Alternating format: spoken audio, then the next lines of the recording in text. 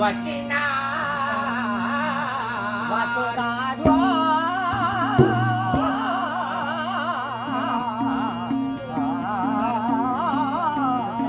నీకు సమతమైన రాకుమారుని గడియలో నదితునే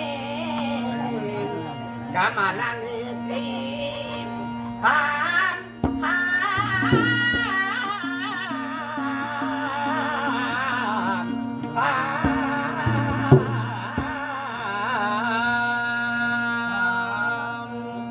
అమ్మా సావిత్రి, ఇంతకు ముందుగా నీకు చెప్పిన విధముగా ఆ బ్రాహ్మణోత్తములకు చెప్పాను.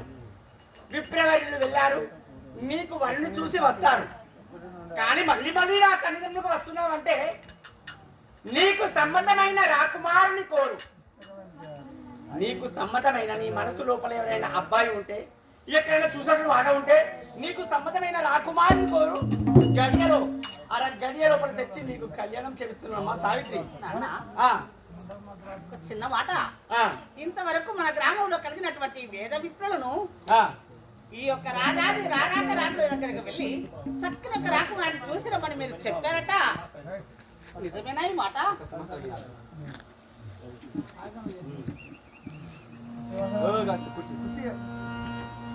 అమ్మా, ఎందుకు చింతపడుతున్నావు? నీ మనసు లోపల కలిగిన అనుమానం ఏమిటి? నీకు ఎందుకు వచ్చావు? నేను తెలుసు కానీ నీకు అనుమానం ఎందుకు వచ్చాది? మళ్ళీ వస్తున్నావు నా గారాల పట్టిని, నా చిన్ని కూతురు. ఏమిటమ్మా, ఎందుకు వచ్చావు? ఏ కారణం వచ్చావు చెప్పండి కదా. చూడు నాన్న, నాకు పెళ్లి ఏనాడైతే పెళ్లి చేస్తానని చెప్పి బ్రాహ్మణుడు పిలిపించి చక్కని ఒక ముహూర్తం చూసి పెళ్లి చేస్తానని ఎప్పుడైతే నాకు మాట ఇచ్చారో ఆ పెళ్లి కొరకే ఇందాక వచ్చారు నాన్న. పెళ్లి కొరక పెళ్లి అని చెప్పాను. ఆ బ్రాహ్మణోత్తములు వెళ్ళారు.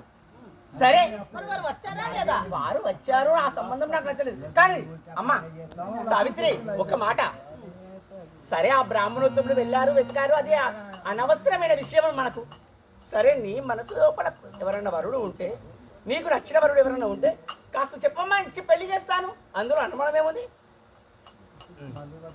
ఓ గంభీర సముద్రుడా,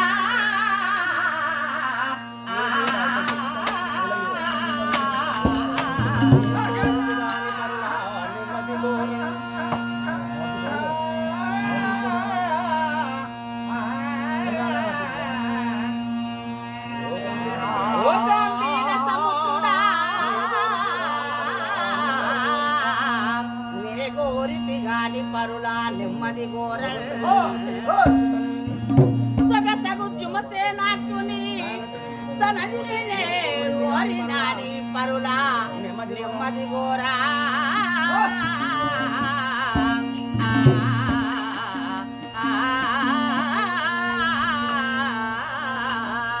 ఏమన్నావమ్మా? నానా, మా ప్రదేశము పరిపాలించే మహానుభావుడైన జుమస్యన మహారాజు, ఆ జుమస్సేన మహారాజు భద్రాంగి యొక్క వారి యొక్క తల్లి జుమస్సేనుడు భద్రాంగి ఇరువురు భార్య భర్తలు అయితే వారి యొక్క గర్భవస్థనందు చక్కని యొక్క రాకుమారుడు పుట్టాడట. ఆ రాకుమారుడు అతని పేరు సత్యవ్రతుడు అని చెప్పి ఇంతకు ముందు మీరు తోలారు చూడు బ్రాహ్మణులను.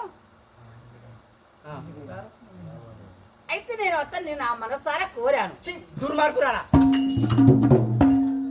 నీవు మళ్ళీ వచ్చినప్పుడే నాకు అనుమానం వచ్చాదే. మళ్ళీ నా వద్దకు వచ్చి ఎవరిని కోరావే అనగానే సిగ్గు లేకుండగా నా ఎదురు నిలంబడి నాన్న సొగసగ ధూమసేనుడు నాన్న వాడు ఎవడే? జుమస్సేన మహారాజు కొడుకును రారాజురా, రాచపుత్రిగా రారాజు అని కోరు చేస్తాను. ఓ తల్లి ఎదనిపై ఒప్పాదనా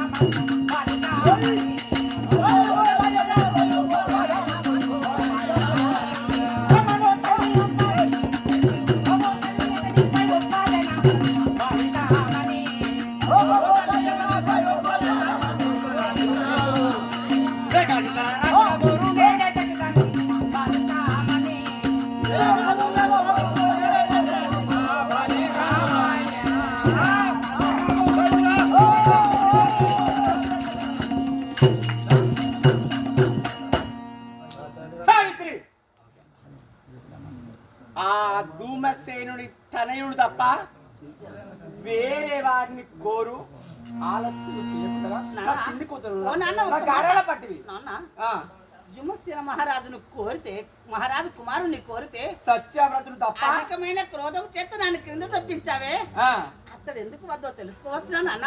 అతడు వద్దు వేరే వారిని ఎందుకని వద్దు అతడు ఎందుకని వద్దు ఆ మాట తెలుపు రాజని మాన్యా.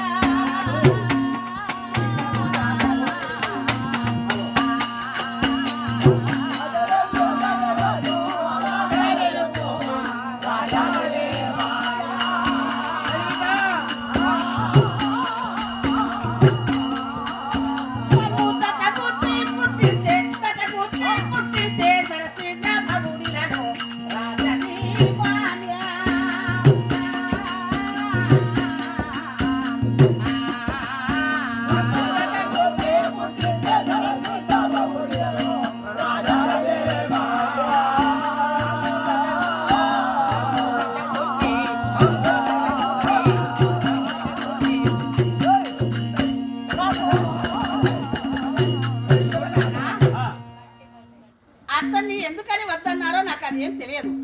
ఎందుకు వద్దన్నారో నాకు ఆ మాట చెప్పాలి. అదే కాక ఆ బ్రహ్మదేవుడు రాసినటువంటి వ్రాతను తప్పించడానికి నీ తరము నా తరం ఎవరి తరము కాదు. అతడే భర్త నేనే భార్య అని బ్రహ్మదేవుడు రాయవచ్చును. ఆ రాత తప్పిస్తారా? ఆ బ్రహ్మదేవుడు రాశాడా? ఆ బ్రహ్మదేవుడు మమ్మల్ని జతగూర్చి ఈ జన్మలో ఎవరో హితబోధ చేశారు మమ్మల్ని ఇద్దరిని. అతడే భర్త నేనే భార్యను మమ్మల్ని ఇద్దరిని భూమి పైన పుట్టించాడు. అతని గురించి నీకు ఏమి తెలుసు అని మాట్లాడుచున్నావే సావిత్రి? అతని తల్లి పుట్టు అందుడు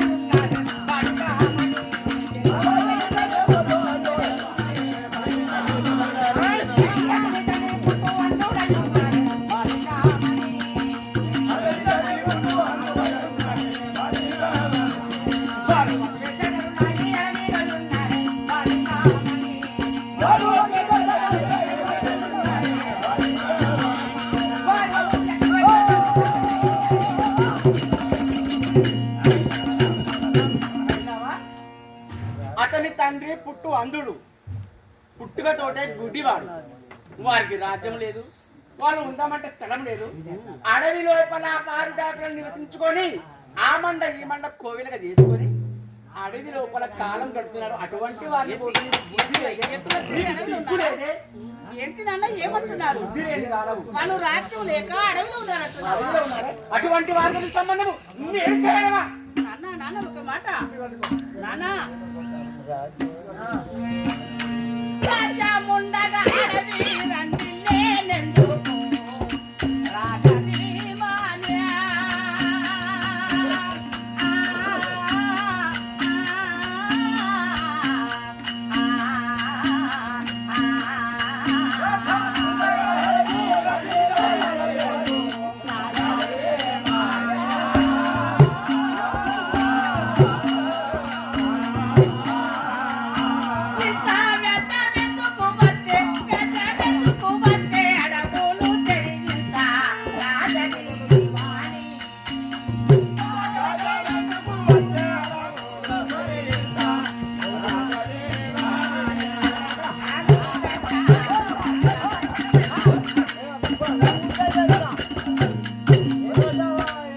చూడండి,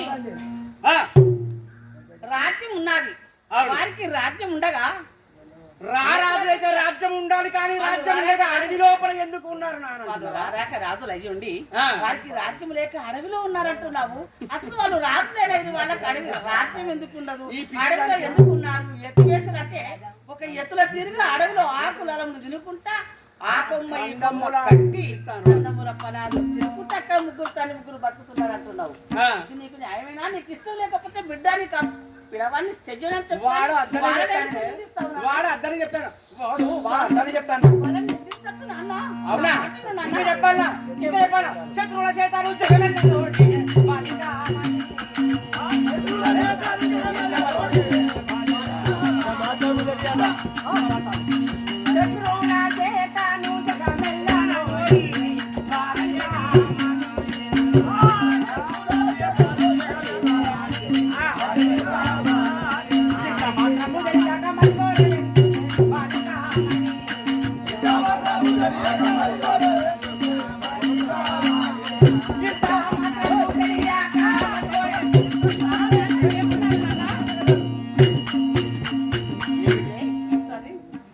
శత్రువులతోటి జూజమాడి ఆ జూజములో ఓడంబడి రాజ్యహీనుడయి రాజ్యభ్రష్టుడయి అడవి లోపల కందమూలాలు తినుకుంటూ బతుకుతున్నారు వాళ్ళు. వాడికి ఉందామంటే ఇల్లు లేదు, తిందామంటే తిండి లేదు, కట్టుకుందామంటే వస్త్రం లేదు. ఇలాంటి లేకుండా వాడు ఉంటే వాడే కావాలనుకుంటున్నావు. నీకు బుద్ధి లేదా నాన్న? అడవిలో ఉన్నారు, ఎత్తివేసేదారులు అడవిలో ఉన్నారు, వారితో మనకు సంబంధం కలవదు. రాజ్యహీనులు వారు, రాజ్యహీనులు లేదు. ఉండడా ఏలడానికి రాజ్యం లేదు, తిండి లేక పడుకోవడానికి ఇల్లు లేక అడవిలో ఉన్నారంట. అవును, శత్రువులతో జూదమాడిండు. నాన్న మాట నా మాటను నాన్న. ఏంటి ఇది? ఎంతో ఉంటేనేమి ఎంతో ఉంటేనేమి తరుణా నేను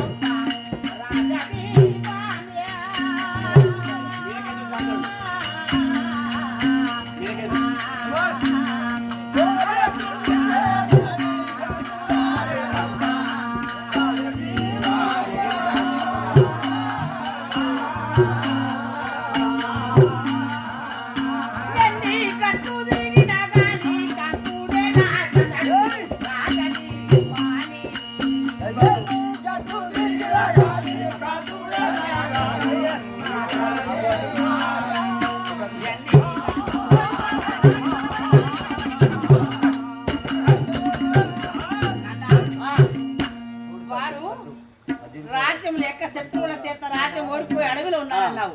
వాళ్ళు అడవిలో ఉన్న తక్కెడు బంగారం పెట్టి నిలువెల్ల సొమ్ములు పెట్టి నిత్య కొట్టే మొగరి కంటే ఒక పూట భోజనం పెట్టి ఓర్పుతో చూసుకున్నటువంటి భర్తే గొప్పవాడు. అందుకని ఒక పూట భోజనం పెట్టి ఓర్పుతో చూసుకున్నవాడే గొప్పవాడు. కానీ నిలువెల్ల సొమ్ములు పెట్టి నిత్య కొట్టే మొగరి కంటే ఈ భర్తే నాకు కావాలి. వాళ్ళు ఎట్లున్నా సరే, రాజ్యం లేకున్నా సరే, వాళ్ళ ఆఖరికి అడుక్కత్తిన వాళ్ళ ఇల్లు లేకుండా ఒక తాటికమ్మ కింద ఉన్నా సరే, ఆ తాటికమ్మ కింద కూడా నాకు భర్త కావాలి. అతడే కావాలి. నీలాంటి బిడ్డ ఏమన్నా తెలుసా? ఇతరులు నేను ఎవరిని ఒప్పుకోను. నాకు కావాల్సింది దుమస్సేన మహారాజు కుమారుడైనా సత్యవ్రతుని పెళ్లి చేసుకుంటాను. కానీ ఇతర పురుషుల కన్నెత్తి చూడను, కన్నెత్తి మాట్లాడను. నాకు ఇష్టమైంది అతడు. అతడే అతడు తప్ప వేరే వాళ్ళు వద్దు. ఎవరు వద్దు నాకు. ఎవరద్దు. ఒకవేళ పిల్లని చెయ్యకపోతే ఉరి పెట్టుకుని తప్ప ఈ కరెంట్ పట్టుకుంటే నిన్ను పట్టుకుంటు ఇద్దరం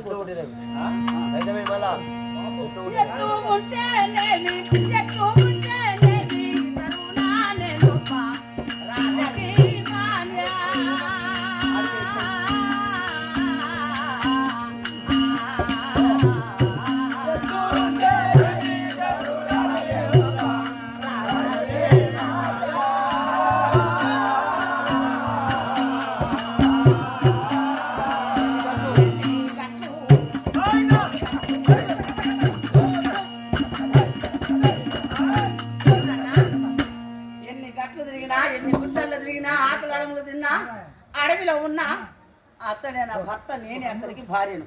అతన్ని తప్ప ఇంకొక మొగన్ని కన్నెత్తి కన్నెత్తి మాట్లాడ నాకు అతను కావాలి. తీసుకొస్తావా లేదా? ఒక మాటనే. ఏంటి నాన్న? నా గారాల పట్టి కావాలి నాన్న, నాకు కావాలి. అతనే కావాలి.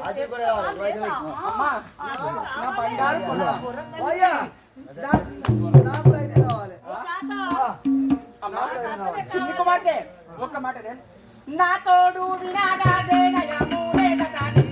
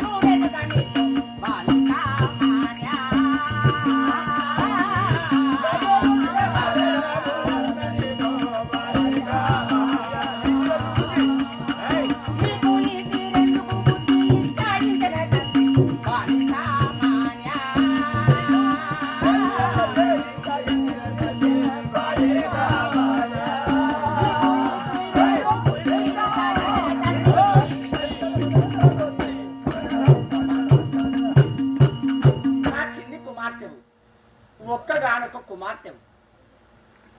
అల్లారు ముద్దుగా చిన్ననాటి నుండి నీవు పుట్టినప్పటి నుండి ఇప్పటి వరకు ఒక్క మాట కూడా నిన్ను మాట్లాడలేదు ఎన్నడు.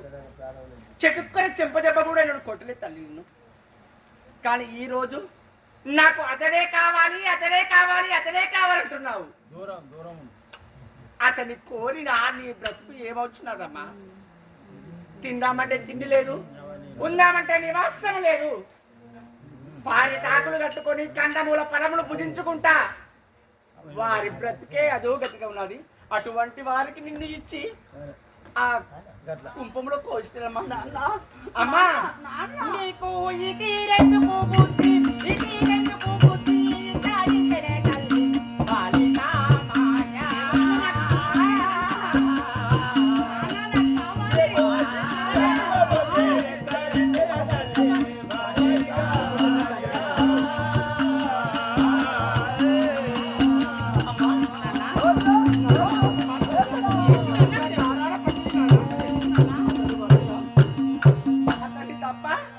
ఈ దునియా ప్రపంచంలో నీవు ఎవరినైనా కోరుకో, రాజాపరాజులను, రాజ్యం ఉన్నవారిని, శూరులను, శౌరులను ఎవరైనా కోరుకో. నువ్వు ఓర్పు చేత తల్లి. ఆ పురుషుడు వద్దు.